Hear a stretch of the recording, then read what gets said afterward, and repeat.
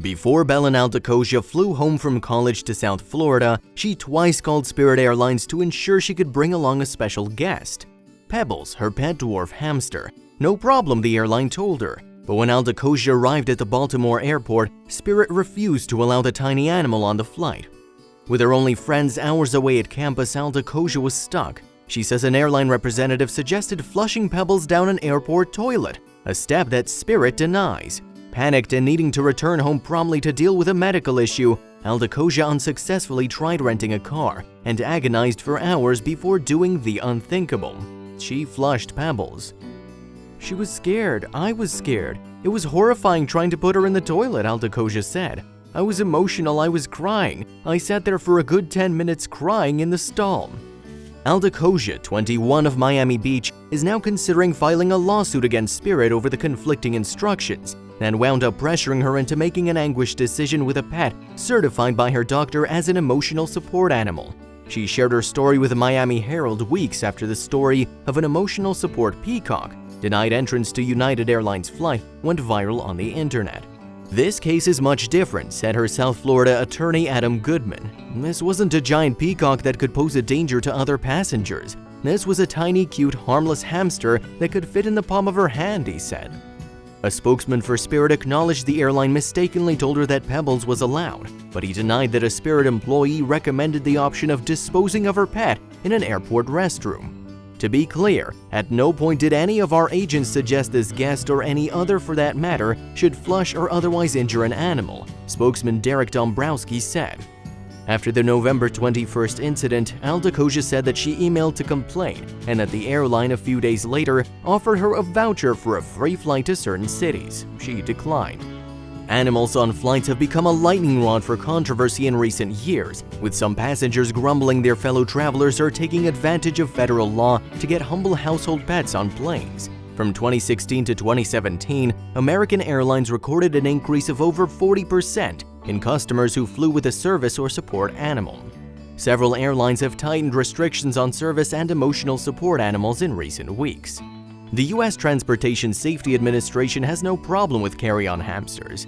Hamsters are welcome in our checkpoint. Their container would typically go through the X-ray while the owner would hold the hamster as the passenger walks through the metal detector, so the creature is not subjected to radiation, according to TSA spokeswoman Sari Koshitz. It's up to airlines whether they allow hamsters on board. Most major carriers such as American, Delta, and United, however, don't allow rodents over concerns about safety and health. Emotional support animals are usually dogs and cats, but have included squirrels and sheep. Aldacosia says Pebbles was a true comfort animal, and she had her doctor's letter certifying the rodent. Dwarf hamsters grow no more than 4 inches and weigh less than 2 ounces. A typical cell phone is longer and twice as heavy. A Miami Beach High grad, Aldacosia played volleyball at Barry University before transferring to Wilson College in Chambersburg, Pennsylvania last year. It was during her first lonely semester there that Aldacosia developed a painful, golf ball-sized growth in her neck, leading to a cancer scare.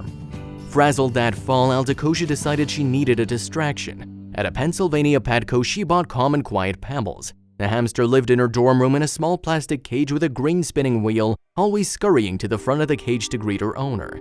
She was so loving. It was like she knew I needed somebody, said Aldacosia. In November, Aldacosia learned the growth was benign, but it was still painful. Withdrawing from school and going home hoping to have it removed, Aldacosia booked a Spirit flight from Baltimore Washington International Thurgood Marshall Airport to Fort Lauderdale. Several days before, she twice called Spirit to verify that the hamster could fly. The rep told her that it was fine, an assurance that Spirit, after reviewing the conversations, agrees was given to Aldacosia. Our reservation representative unfortunately did misinform the guest that a hamster was permitted to fly as an emotional support animal on Spirit Airlines, spokeswoman Dombrowski wrote in an email. When Aldacosia showed up that day, she said, the first Spirit agent checked her emotional support pet in with no problem. Pebbles was in a small cage that fit regulations for carry-on luggage. They gave me the wrong information more than once, said Aldacosia, now a student at Texas State University. But as she walked toward the security checkpoint, a second Spirit employee chased her down, hollering that rodents were not allowed. She said Spirit agents told her she could not put the hamster in the cargo hold either. After hectic discussions, an outraged Aldacosia accepted a flight later that day to try and figure out what to do with Pebbles. but she had no friends or family in town to pick up Pebbles. It was then Altacosia insists that an employee suggested letting Pebbles go free outside or flushing her down the toilet. For hours, Altacosia said she struggled with what to do. She contacted at least 6 rental car agencies, but no cars were available during the busy holiday season, and she wasn't old enough to rent a car anyway. A Greyhound bus would have taken days to get to South Florida. With her flight boarding soon, she pondered whether to just let Pebbles free outside. She said she considered it more humane to end her life right away and not let her run around scared in the cold, only to die getting hit by a car.